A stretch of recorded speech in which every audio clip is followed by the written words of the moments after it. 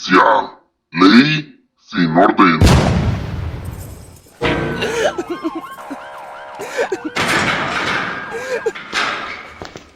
Comunidad y familia PPLs, sean todos y cada uno de ustedes cordialmente bienvenidos a un video más en donde el día de hoy les traigo una nueva historia de un caso más totalmente de injusticia policial, penal, que amablemente nos ha enviado @SandyLucas. Una historia en donde ella nos comenta que fue víctima de las malas prácticas de la Policía Estatal del Estado de México, de las autoridades ministeriales e impartidoras de justicia, que este caso tuvo un terrible... ¿Para qué les cuento de más? Mejor vamos a darle lectura a la historia del caso del día de hoy, no sin antes recordarles que si aún no se han suscrito a este canal, ahora es el momento para que lo hagan. Suscríbanse, compartan, activen las notificaciones, comenten con todo respeto y si les gusta el contenido, de favor regálenme un like. Recuerden que todo eso nos ayuda para que este canal pueda seguir creciendo y podamos seguir trayendo esas muy lamentables historias de esos casos totalmente de injusticia que amablemente ustedes nos hacen llegar. Sin más preámbulo, vamos a darle lectura a la historia del caso del día de hoy. Y recuerden que esto es Casos de Injusticia, en su segmento Ley sin Orden. Y aquí comenzamos. El día 7 de noviembre del año 2024, mi marido, quien respondía al nombre en vida de Edgar Lucas, y yo nos encontrábamos en el municipio de Huixquilucan, Estado de México. Estábamos, para ser exacta, en el estacionamiento del IMSS en Trejo. Un conocido de mi esposo nos comentó que a su hermano lo estaban golpeando salvajemente en un terreno baldío ubicado un poco más adelante de donde nosotros nos encontrábamos. Nos comentó que entre varias personas lo estaban golpeando brusca y salvajemente, a lo que mi esposo me dice y me ordena que yo me quedara ahí en ese lugar y que él acudiría a ver qué era lo que estaba pasando. Obvio, yo le respondí que no, que íbamos los dos o nadie. Nos dirigimos al lugar mencionado, pero cuando llegamos no había nadie, solamente se encontraba una camisa tirada. Mi esposo se agachó para ver si era de su hermano y nos empezaron a disparar en 4 ocasiones, por lo que salimos corriendo. Nos escondimos en donde pudimos, escuchamos pasos y cuando menos vimos, teníamos a más de 10 policías estatales encima de nosotros, golpeándonos a ambos y preguntando en dónde estaba la pistola, porque había un hombre y una mujer que juraban que nosotros les habíamos disparado. Eran los dueños del terreno. Los policías nos revisaron y nos esposaron. Esto pasó como a las 5 de la tarde. Nos tuvieron sobre la avenida un buen rato. Los policías y estas personas le quitaron el teléfono a mi esposo y a mí me lo regresaron los policías y me dicen que me lo escondiera, porque si se perdía no sería problema de ellos. Me lo guardo en los pechos pensando que era buena onda de parte de los policías y honestamente yo jamás había estado detenida. Casi a las 7 de la noche nos trasladaron al Ministerio Público, por sus siglas MP, de Huixquilucan. Llegamos, yo llevaba una bolsa de mandado negra en la cual llevaba unos tenis blancos, los cuales había pasado a comprar poco antes del suceso. Los policías empezaron a hacer el papeleo y decían que solo íbamos a estar 3 días ahí encerrados. Mi marido y yo estábamos esposados juntos. Como a las 11 de la noche nos quitan las esposas y nos separan, pero uno de los policías me manosea y en eso la verdad que mi reacción fue golpearlo, por lo que me regresa el golpe y sale otro policía estatal. Calma todo, quita al policía estatal que me había manoseado, me pasan a firmar varios documentos y la verdad yo ya estaba casi durmiendo y en una de las ocasiones que me pasaron a firmar una de las hojas, el policía me ordena que firmara rápidamente, pero apenas iba a empezar a leer, preguntando qué era eso, respondiendo el policía con un fuerte golpe en mis costillas, diciéndome Que firmes, culera, no que te pongas a leer. Le dije que no firmaría y que le hiciera como quisiera. No me obligaron a firmar y me sacaron de ese lugar.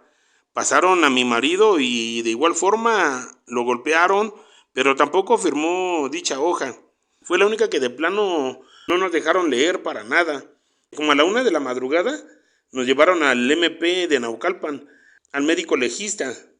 Antes de que pasara yo con el médico, pedí pasar al baño, a lo cual los policías que me llevaban eran hombres, y como yo traía mi teléfono, de inmediato le avisé a mi suegra y a mis cuñadas que mi esposo y yo estábamos detenidos, que de favor nos ayudaran. Yo sabía que en el momento en que el médico me revisara, se daría cuenta que traía mi teléfono y me lo quitarían. En el MP no nos dejaron hablar. Y efectivamente, pasé con el médico legista, me revisa y me quitan el teléfono. Se lo entregan al policía estatal, el cual al salir de ahí me vuelve a regresar mi teléfono. Cuando terminó el médico de revisarnos, a mi esposo y a mí, nos regresaron al Ministerio Público de Huixquilucan. Y es cuando nos meten a los separos. Mi suegra fue hasta el otro día, pero nadie le daba informes de nosotros. Al día siguiente nos sacan de los separos, según para reconocimiento, y nos vuelven a encerrar. A nosotros solo nos decían que íbamos a estar 3 días ahí y ya. El día que nos agarraron fue el día jueves 7 de noviembre. Para el día viernes 8 de noviembre, a mi suegra no le decían nada. El día sábado 9 de noviembre, como a mediodía, nos llevan unas hojas y nos dicen que las firmemos, que eran nuestras hojas de salida. Le aviso por mensaje a mi suegra, diciéndole que ya nos iban a liberar, y ella me responde que no, que íbamos a salir hasta el día domingo, en la mañana. Nosotros firmamos las hojas y como a la media hora llega un agente, nos saca a mi esposo y a mí. Pensábamos que ya nos iban a liberar, pero nos mete a una oficina, empieza a grabar y comienza a leernos unas hojas. Era una orden de aprehensión en contra nuestra, de mi esposo y mía, la orden de traslado al penal de Barrientos. En ese momento nos quedamos congelados. El delito por el que se nos acusaba era de robo. Solamente lo manejaron así. Mi suegra nos llevó de comer y nos volvieron a encerrar en las celdas. Yo le aviso a mi suegra de lo que nos acababan de decir y ella me dice que no, que yo estaba mal, que ya había entrado un abogado y que el agente del Ministerio Público le había dicho que saldríamos el día domingo a las 10 de la mañana. Como a las 6 de la tarde nos tratan de sacar del MP, pero casi a escondidas. Yo alcancé a ver a mi suegra y empecé a gritar. El agente nos quiso meter prácticamente a golpes, pero sí se acercó mi suegra y mi cuñada. Les dije que necesitaba entregarles mi teléfono, por lo que la gente se pone como loco, porque yo traía mi teléfono celular y pues eso no está permitido. Se lo queda el agente y me pide mi contraseña para revisarlo. Se lo di y según él lo pondría bajo investigación. Nos trasladan al MP de Naucalpan, nos cambian de agentes y de auto, llevándonos al penal de Barrientos. Ahí empezó nuestro infierno. Ingresamos, nos empezaron a hacer el papeleo y yo ingresé al dormitorio número 6, casi como a las 11 de la noche. Yo estaba muy asustada, realmente no sabía ni qué hacer o qué decir. La jefa de la celda me asigna un lugar para dormir, literalmente hablando, pues era en el suelo frío y sin cobijas, ni nada. Yo no llevaba ni un suéter. Cuando nos ingresaron a las celdas, yo ya no volví a ver a mi esposo. Pasó el día domingo y nada. Fue hasta el día lunes, a mediodía, que me mandaron a llamar, porque tenía audiencia. Fue cuando pude ver a mi esposo. Eso me alivió mucho, el verlo ahí. Pensábamos que íbamos a salir.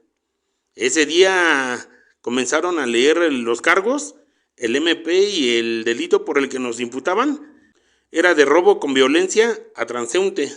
Yo no sabía qué era eso, ni entendía, porque no había pruebas. Los reconocimientos de la persona que nos estaba acusando fueron negativos porque no nos pudo reconocer. No había nada, pero nos imponen una multa de 10,000 pesos a cada uno. Y la abogada que teníamos pide los videos de las cámaras del C5 y el C4, ya que supuestamente en donde había ocurrido el delito había cámaras. Nos dan la siguiente audiencia para el día 14 de noviembre. ¿Y sabes? Los días en ese lugar se me hacían eternos. Era un infierno. A mí no me golpearon. De hecho, conocí unas mujeres muy buenas personas, pero mi esposo no corrió con la misma suerte. Y así llegó el día de la segunda audiencia. Yo iba muy emocionada porque sabía que en los videos se comprobaría que no habíamos cometido delito alguno. Pero cuando entramos a la audiencia, no estaba nuestra abogada. Nos dicen que si queremos agarrar a un abogado de oficio, que ya estaba allí, o nos esperábamos para el próximo viernes, y que igual el MP no había entregado los videos de las cámaras solicitadas, pero que si para el día viernes era de ley el que nosotros tomáramos una decisión, porque el juez tenía que tomar ya el veredicto final en nuestro caso. El día jueves que yo vi a mi marido, estaba muy golpeado, apenas se podía sentar. Cuando nos sacan de la burbuja de cristal para llevarnos a nuestra celda, el custodio nos dice que cuál era nuestro parentesco. Le dijimos que éramos pareja y este nos comenta que nos diéramos un fuerte abrazo porque no podíamos dejar de llorar. Eso nos alivió demasiado. Nos sacaron de los juzgados y nos llevaron a nuestras celdas en nuestro módulo correspondiente. El día viernes regresamos de nuevo a audiencia, pero nuestra abogada nunca se apareció, lo cual teníamos el abogado de oficio, mismo quien alega que el Ministerio Público no tenía nada en nuestra contra, y así logra mi libertad. Pero el abogado continuaba alegando el por qué solo mi libertad, si no había nada en contra de los dos. Me dan la libertad a mí y a mi esposo lo vinculan a proceso, sin pruebas, testigos, víctimas o evidencias, y le asignan su siguiente audiencia para el día 15 de diciembre de ese año 2024. A mí me sacan del penal a las 10 de la noche. Honestamente, me quedé a dormir afuera del penal porque la verdad que yo no sabía ni en dónde estaba. Hasta el día siguiente fue como regresé a mi casa. Subo a buscar a mi madre para comunicarme con mi suegra. Esto fue el día sábado. La veo en la tarde, me voy con ella para el estado de Hidalgo. El día domingo, mi esposo nos hace una llamada y a mi suegra le dice que yo iba a salir en libertad. Y mi suegra le responde que yo ya estaba con ella, pero mi marido le pasa a otro hombre, mismo quien le pide dinero a mi suegra para que su hijo esté bien y pueda comunicarse libremente y que ya no estuviéramos preocupadas. Mi suegra le deposita un poco del dinero que le había solicitado. Para el día lunes, cuando se vuelven a comunicar con mi suegra, ya no nos dejó hablar con mi marido. Mi cuñada y yo fuimos a ver al abogado, mismo quien se porta terriblemente y de una manera muy prepotente. A lo que a mí me dice que yo no me confié demasiado, porque yo continuaba bajo investigación y que si la víctima quería y me volvía a señalar, yo regresaría al penal rápidamente. Yo no le dije nada al abogado y mi cuñada optó porque nos retiráramos de ese lugar. Lo habíamos ido a buscar para ofrecerle una casa de aval, para así pagar la fianza de mi esposo, pero el abogado no quiso. Todo el día lunes no pudimos hablar con mi esposo y fue hasta el martes que mi esposo marcó, pero ya se le escuchaba la voz de un hombre muy asustado y muy mal. Él le pide a su mamá que vaya a verlo, que le urgía antes de que se cortara la llamada, no sin antes decirle que nos amaba y que nos cuidáramos mucho. Esa fue la última vez que yo lo escuché. Para el día miércoles, mi suegra nos comenta que el dueño del teléfono le había marcado para preguntar si le depositaría el resto del dinero que le estaba pidiendo, que eran 5,000 pesos, pero mi suegra le respondió que no, que era mucho dinero y que no teníamos la posibilidad. Y no volvimos a saber nada de mi marido, ni de ese señor, quien marcaba. Para el día domingo 24 de noviembre nos marca una persona de trabajo social del penal de Barrientos, quien dijo llamarse solamente Javier, y nos informa que mi esposo se encontraba en el hospital de Las Vías, en Naucalpan, que no era nada grave, pero que teníamos que acudir a ese hospital. Nosotras fuimos lo más pronto posible. Llegamos como a las 6 de la tarde, ya que nos encontrábamos en el estado de Hidalgo. Cuando llegamos, nos dice un custodio que ahí se encontraba, que solo podíamos pasar a verlo y pedir informes 2 personas, mi suegra y yo, porque mi esposo así lo había autorizado. Se suponía que mi esposo había llegado consciente a ese hospital, pero otro custodio nos dice que lo estaban operando. Nosotros preguntamos ¿de qué? Pero el custodio no supo decirnos nada. Hasta las 11 de la noche sale un doctor y nos dice que solo un familiar podía pasar a verlo y que adentro le darían informes de su estado de salud. Cuando salió mi suegra, nos dijo que él estaba muy delicado, que se encontraba abierto de su abdomen y que le habían tenido que quitar 2 centímetros de su intestino delgado. Esto a causa de que se le había empezado a infectar por dentro y lo tenían que tener con una parte de su intestino de fuera, que lo habían tenido que inducir al coma porque no iba a aguantar el dolor, que tenía anemia y que ojalá pasara la noche. Nos dijeron que no nos retiráramos del hospital por cualquier cosa que llegara a suceder. Él estuvo estable toda la noche. El día 25 de noviembre, poco antes de las 9 de la mañana, a mí me dejan entrar a verlo. Me comentan su situación y que tenían que volver a meterlo a quirófano y que necesitaban mi firma de autorización. Yo les pedí que me dejaran salir por mi suegra, para que fuera ella quien estuviera enterada, ya que me dijeron que tal vez no aguantaría la operación. Entró mi suegra y ella firmó la autorización. Yo estuve otro poco con él, le hablé, le pedí que le echara muchas ganas, que no me dejara sola, que él iba a estar bien. Y me salí de terapia intensiva. A las 10 de la mañana nos hablan por el megáfono solicitando a los familiares de Edgar Lucas. Yo entré rápido porque mi suegra ya estaba muy cansada. Pasé a trabajo social y de ahí me llevaron con el doctor. Y en la mera entrada de terapia intensiva me empieza a explicar lo que tenía, pero yo no entendía bien.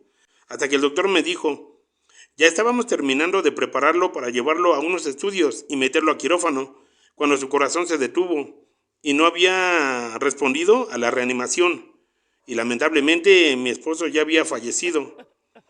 Se me nubló la vista, no podía creerlo. Me volví loca, me metí a terapia intensiva, en donde estaba él.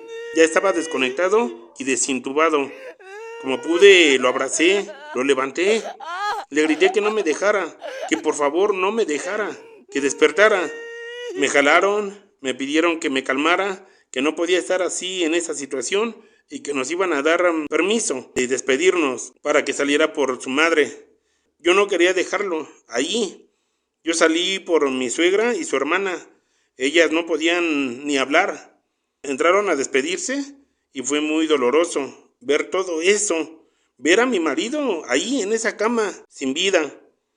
El de trabajo social nos entregó una hoja que venía del penal, de la situación que supuestamente había salido bien del penal. Nos pidió que, por favor, no fuéramos a decir que ellos nos la habían dado. Esa hoja la guardamos, a él lo trasladaron a la CEMEFO de San Bartolo para la necropsia de ley.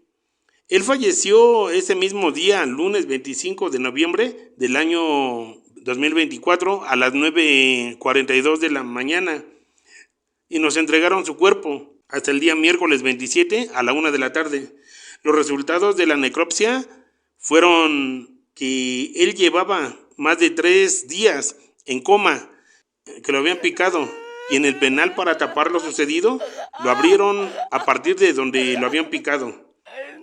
Me destrozaron la vida, me habían metido presa, mataron a mi esposo y todo se va a quedar impune porque todo lo mueven con dinero.